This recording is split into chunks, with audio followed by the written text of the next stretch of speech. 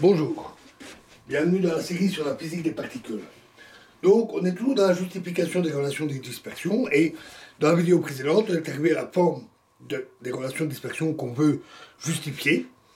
Et nous avons aussi démontré que dans les cas des impulsions transmises arbitraires, l'amplitude de MST est analytique par rapport à l'énergie S seulement pour des valeurs non physiques des masses, c'est-à-dire la valeur zeta différent de mu carré.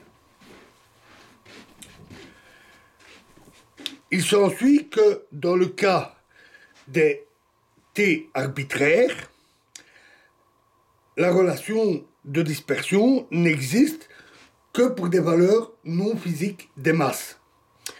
Démontrons que si l'on se borne à un domaine défini de valeur T, les relations de dispersion se manifestent également pour des valeurs physiques des masses, c'est-à-dire zeta égale mu carré. À cet effet, il faut montrer que la fonction RST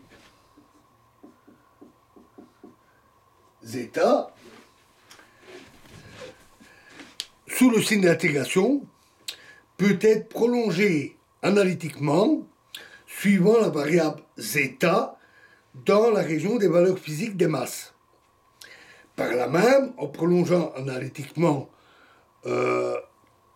T dans la région des valeurs physiques des masses, la fonction MST zeta, déterminée par l'intégrale de relation de dispersion, est analytique. La fonction MST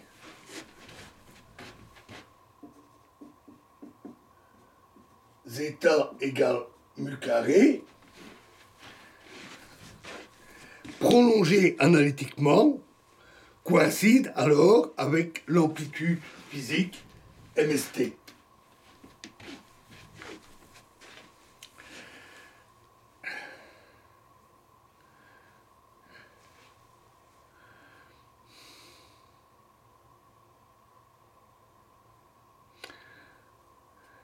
De la sorte, la démonstration des relations de dispersion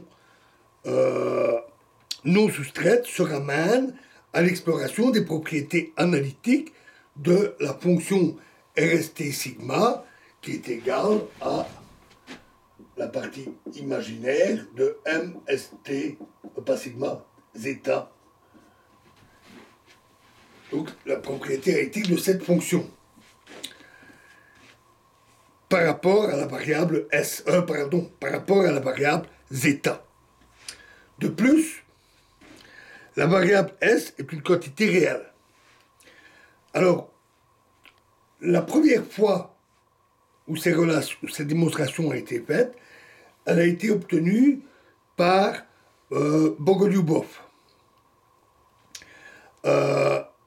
Mais nous allons décrire une autre méthode plus abordable qui est due à Lehmann. Alors, obtenons d'abord l'expression de la fonction RST zeta à l'aide de commutateurs de courant retardés. Ensuite, en appliquant la représentation de Jost-Lehmann-Dyson, on cherchera la représentation intégrale pour RST zeta.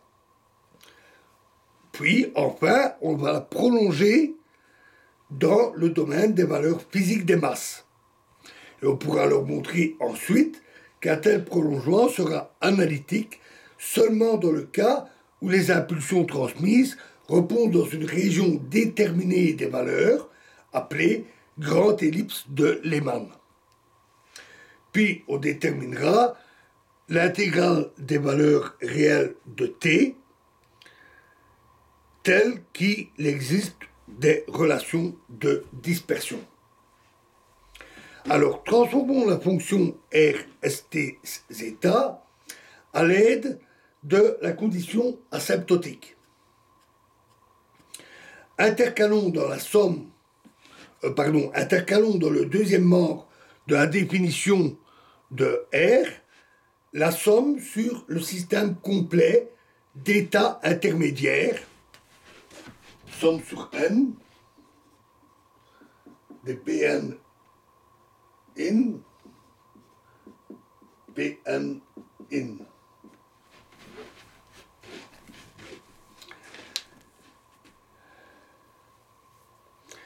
Et en profitant de l'invariance par translation, effectuons l'intégration sur la variable x. On trouve alors RST zeta est égal à 2π4 fois la somme sur les Pn in, sur les états, de delta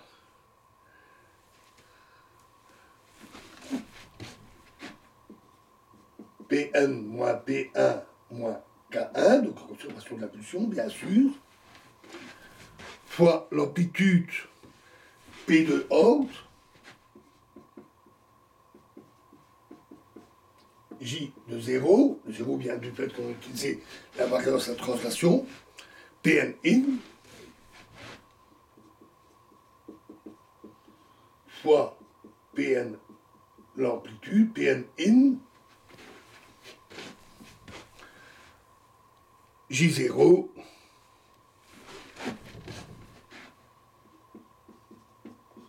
P1 in.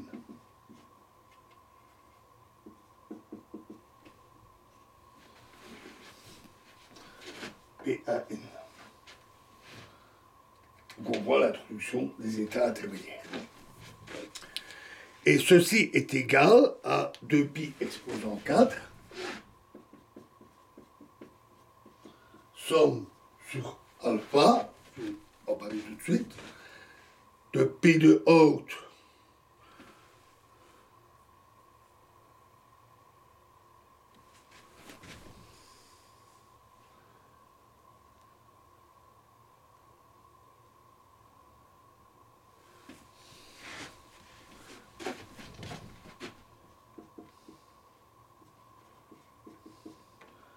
J0, P1, donc on utilise le symbole delta pour avoir P1 plus K1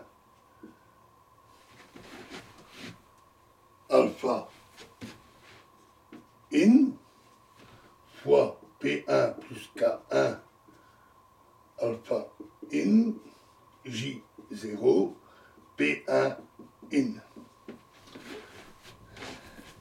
Où ici, alpha représente l'ensemble des grandeurs physiques restantes de l'état intermédiaire, donc sauf l'impulsion. Donc ici, on a éliminé les valeurs Pn simplement en profitant du delta et on obtient une somme sur les valeurs alpha restantes, les autres paramètres des états intermédiaires. Voilà, et nous continuerons la suite dans la prochaine vidéo. Je vous remercie.